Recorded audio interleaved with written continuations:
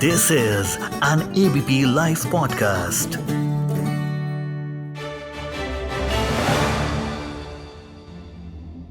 A couple in Andhra Pradesh died by suicide because they were consistently harassed by recovery agents of a loan app. A 28-year-old man in Hyderabad committed suicide for being unable to pay his loan back. He was harassed by his recovery agents repeatedly. These are just few of the thousands of cases where someone commits suicide because they were unable to pay their loan back. A loan amount of say rupees 1 lakh, 5 lakh, even in some cases just a mere 12,000 rupees. Sometimes I wonder, is life fair for everyone? I bet it's not. Not at all. Growing up, I've been taught that whatever you do, good or bad, it will come back to you. Because what goes around comes back around. And I believe that. But now, when I see the world around me, I think it's one of the biggest lies ever told. People committing suicide because they can't pay back the loan of 1 lakh rupees, 12,000 rupees. But on the other hand, there are people who cheated banks of billions of dollars and they are living life king size in different countries. I think you people know who I'm talking about, right? Vijay Mallya, Lalit Modi, Nirav Modi. The three bona fide fraudsters that cheated our country billions and billions of dollars. It was our money, every taxpayer's money. And what happened to them? They're in the United Kingdom with no worries whatsoever. But one question always bothered me. What's the common thing between Vijay Mallya, Nirav Modi and Lalit Modi? Other than being bona fide fraudsters, of course. They all ran away to London. I don't understand. Why do fraudsters run away to London whenever their corruption unfolds? I'm sure even you're intrigued about this. So today on Clear Cut, let's decode why London is a safe haven for fraudsters from all around the world. So let's get started. Now, first I want to tell you how these fraudsters are living their life in exile, as many would say. So first, let's start with the founder of Good Times. Vijay Mallya, the founder of Kingfisher Airlines and the former chairman of United Breweries. So fraudster Mallya fled India in 2016 after he failed to repay a loan of rupees 9,000 crores, which were given to him from a consortium of 17 Indian banks. The Enforcement Directorate is on the hunt and he's charged with several offences of money laundering. Remember, he cheated my money, he cheated your money. But has karma caught up to him? Well, it seems like fraudster Mallya even cheated karma because he's living life king size. Fraudster Mallya is certainly not spending his days behind bars. Fraudster Vijay Mallya is reportedly living in a townhouse in London which reportedly costs £11.5 million. Can you imagine? £11.5 million of your money. Our money, ladies and gentlemen. India has repeatedly asked for Mr. Mallya's extradition, but to no fruitful result. Now, next on the line is someone who recently made headlines with his dating life. Now, you all remember how fraudster Lalit Modi literally broke the internet when he revealed that he is dating former Miss Universe Sushmita Sen. Now, Mr. Lalit Modi is living his life in a 5-story, 7,000 square feet mansion in London. Now that's a life. Dating former Miss Universe. Living in a mansion in London. Who wouldn't want that, right? Now Mr. Lalit Modi fled from India in 2010 when his corruption story started to unfold. Lalit Modi is accused of money laundering, acceptance of illegal payments from many sources and nepotism. All of this happened during his term at the Board of Cricket Control in India. Indian law agencies have been trying to get a hold of him, but to no avail. And last on the list is Nirav Modi. Well, unlike the other two fraudsters, this little man is not living his life king size. Fortunately. Well, Nirav Modi was the founder of Firestar Diamond, which eventually became a successful business and had outlets in top tier cities like Delhi, Mumbai, Hong Kong, New York, London, Macau. Now, Nirav Modi and his uncle Mehul Choksi are accused of defrauding Punjab National Bank of more than 13,000 crore rupees. Both of them left India in 2018. But Nirav Modi was arrested in March 2019. The UK government had approved his extradition in 2021, but the process is still in the works. So these are the fraud kings of our country. But I don't just want to give you their profiles. I'm here to talk about something else. Now, the common thing between these fraudsters is that they all ran away to United Kingdom. But why? Why do fraudsters choose London as their safe haven? Now, firstly, Britain lovers, you might not like this, but the United Kingdom is very lenient with past crimes. According to British laws, refugees or absconders can stay in Britain as a businessman if they invest at least £200,000 in the British economy. The UK Tier 1 visa requires a minimum investment of £2 million into share or loan capital and makes the investor eligible for settlement after 5 years. The UK Innovator visa requires a minimum investment of £200,000 into pre-endorsed businesses and makes the investor eligible for settlement after 3 years. Now, how appropriate is this, right? Now, the most important reason why United Kingdom is a safe haven for fraudsters is UK's strong human rights laws. Now, the United Kingdom is a signatory to the European Convention on Human Rights. This convention was formed after the Second World War, and it basically allows the United Kingdom to extend its protection to anyone that it thinks falls into the risk of human rights violation. So, if the UK courts think that the person will face death, torture, or being extradited for political reasons, then the courts will deny the extradition. Even Nirav Modi's lawyer had said in the court that his extradition is motivated by political gains. It's interesting to note that India and United Kingdom had signed an extradition treaty back in 1993. But when it came to the implementation of the treaty, India had to extradite a UK national Maninder Pal Singh Kohli in connection to a murder case in 2008. But on the other hand, United Kingdom has not lived up to the treaty, delaying the extradition process of India's most wanted fugitives. So basically, if someone owes you money, don't let them run away to United Kingdom.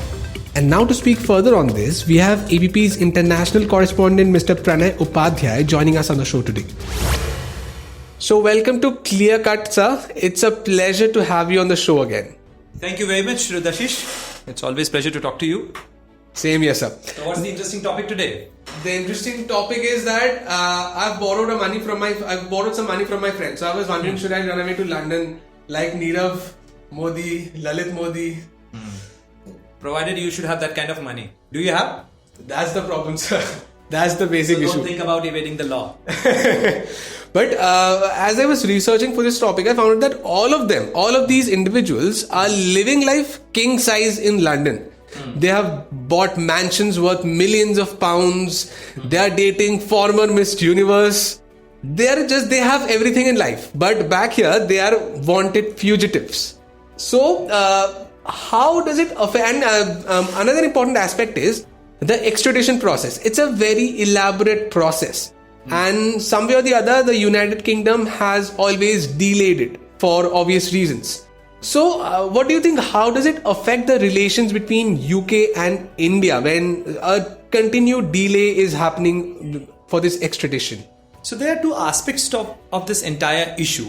On one side, we should look at it that why many people, those who run away from the South Asian South Asian legal system, rather, I would say, not India specific, because if you see that Nawaz Sharif goes there and lives there, the exile life in London, even the Bhutto family lived there, and many people, those who evaded law, because Brits or the English people have ruled in this area for over 200 years. So the legal system in South Asia is quite similar to what we have in UK and what we have in India.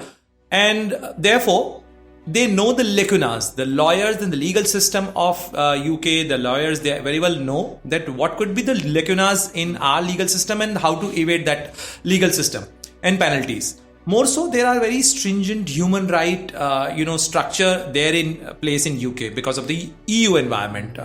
And it's not about UK alone. If you see EU at large, though UK is not part of post-Brexit, it's not part of EU.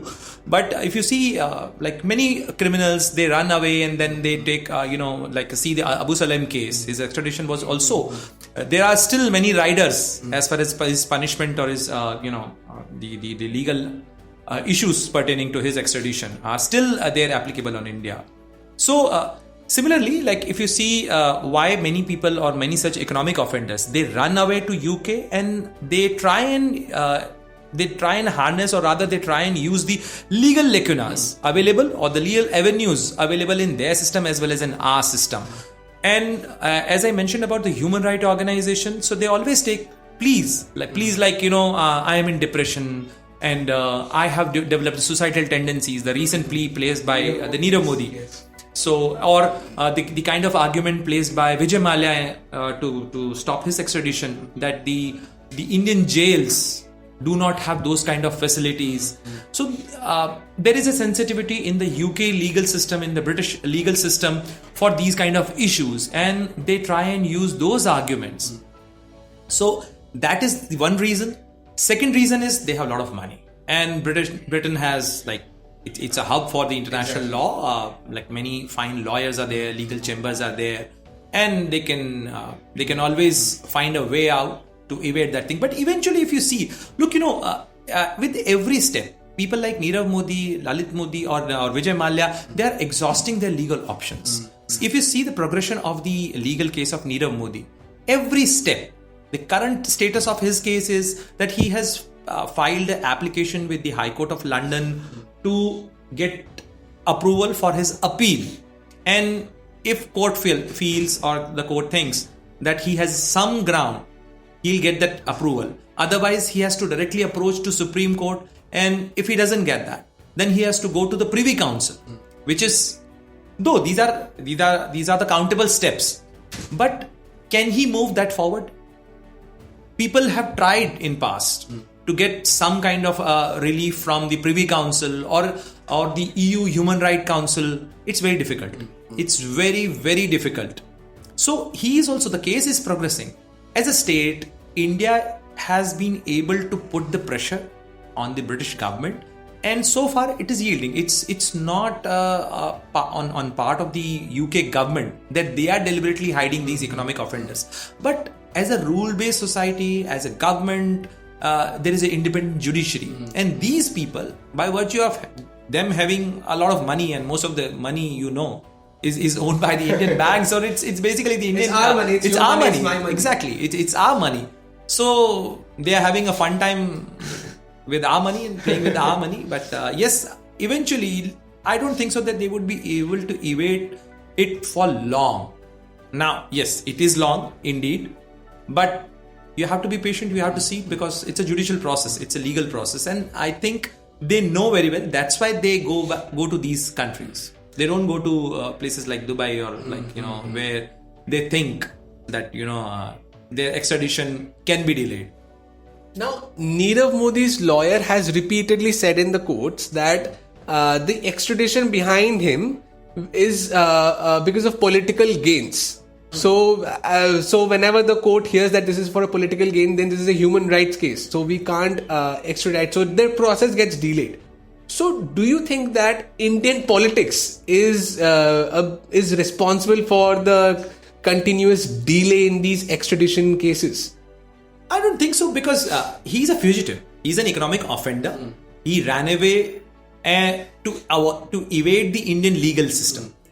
He doesn't want to face the Indian legal system. So he will try and place any argument. And obviously, as advised by his lawyers, you have to understand the psychological mindset there. So in the British legal system, they would always think that India, which has been once their colony, their legal system, the judicial process or the political system, they might not be. The general impression which is being placed before the courts in London, that it's not as robust as the British legal system, and therefore we should be very fair. That is it for having some political gain, or will that person be losing his basic human rights if we extradite him? Because then it becomes a case in the UK legal system. Someone can file, and we know there have in past there have been cases where people have evaded the extradition requests, not from a country like India. They have evaded the extradition request from powerful country like US.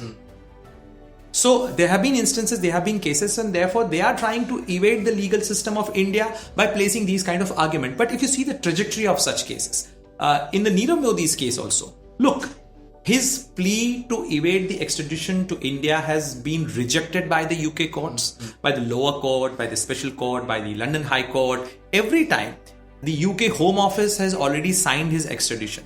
He's only trying to buy time. He's buying time by doling out money to his lawyers. So I think if anybody is getting richer in this case, it's basically his lawyers. That's a very good point. Now, lastly, extradition is a very elaborate process. There's a lot of diplomacy involved in this, courts, diplomats, everything. So how can India improve its extradition process in the coming years? It's not about India improving the extradition process. Extradition is a treaty between two states. And both the states agree to the basic, they lay down certain rules. And there are conventions, international conventions, which are guiding the extradition, how the exchange of the fugitives would take place, how the international legal system would work.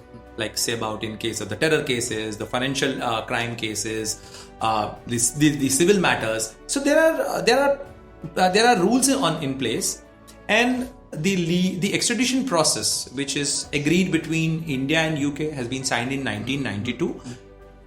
As I said, that the legal system of India and the legal system of UK has a lot of similarities, and therefore it's not that difficult. But you have to be patient. If you have to be patient even in our cases. See, a foreign national like Kasab, who was caught after 26/11, it's a clear-cut case of a terror incident. Still, it took many years to prosecute him, to hang him, even giving a capital punishment. It took he has to pass that legal test. Every prosecution has to pass that legal test. And that is the beauty of a system also. There is a judicial process in place. You have to respect that process. But eventually, if you see in a case like Kasab or a 26/11 prosecution case, or maybe the Parliament attack case, we have seen that ultimately it leads to the prosecution and punishment. In this case also, I don't see a possibility where, if the legal process, if he remains healthy and fine, ultimately he has to face that legal system. He's exhausting his legal options. So we have to wait for the law of the land take its course, and eventually things will pan out that way. Now, do you think that extradition treaties have loopholes in it, just like this one? Every system has some checks and balances, and that you have to keep, because there could be some malafide, there could be some unintended errors, or could be intended errors. So there could be every system, every treaty puts some checks and balances in it. And the natural law of jurisprudence is that every citizen has a right of life, every citizen has a right to legal recourse, and those are the guiding principles. So till the time he's in jail, we don't have to forget that he's not living a palatial life. Nirav Modi is in jail. He is in the confinement. If he had to live a luxury life, he would not be languishing in that jail. So ultimately, he is facing the law. But he is trying to buy time, because by being in UK, he gets certain things. And if you see, not about Mehul Choksi alone, not about Nirav Modi, you see the Mehul Choksi's case. He's there in Antigua and Barbuda, which is also part of the Commonwealth. He also trying to exhaust the legal options there, whatever legal options available to them. See, the governments, be it the Boris Johnson as a prime minister before Rishi Sunak, he said that we don't want to be seen as harboring the India's economic offenders. We don't want such people in UK. But still, since they are there, they are submitting to the British legal system. They are facing the British legal system. They are being tried under British legal system. Even the India's request for the extradition has to go through because they are there on their territory, and they have to complete the process. So on one side, the executive is doing their part, being the government, but on the other side, judiciary being an independent institution and organ have to complete their process. This very much reminds me of the case of David Headley.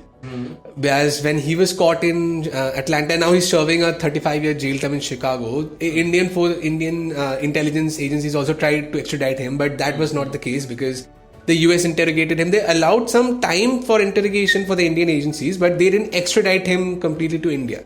So this is I think this is similar to that case as well. No, it's not exactly similar to that case because in the US legal system, they have a thing which is called plea bargain. Like, you can bargain with the authorities that in exchange of the information, you are buying certain concessions. So I think David Coleman Headley, being a terror conspirator, he has made some bargains with the FBI, and therefore his extradition is a lot trickier than the extradition of Nirav Modi or Vijay Mallya. And these are two different cases. Vijay Mallya and Nirav Modi are the economic offenders. This is a terror case but David Coleman Headley, his case, his identity, merely placing a demand or a request for extradition doesn't suffice for the surety of or the insurance of extradition. You have to respect, and he's there in their territory, he's there in jail, being a affected party of that case. You get a chance to interrogate that person, to extract information from him, but you do not get the chance to punish him because he's already facing a charge or a punishment there in US system. Well, sir, thank you so much for your time. It was an absolute pleasure. It's always an absolute pleasure talking to you. Thank you very much. And we hope that by the time of our next podcast, we will have Nirav Modi back in India. Let's cheers to that. Thank you very much. Thank you, sir. So that's all the news and scoops I have for you today. This episode was produced by Lalit, the good one. This is your newsman Rudrashish Kanjilal signing off. Have a wonderful day ahead and keep listening to ABP Live podcasts.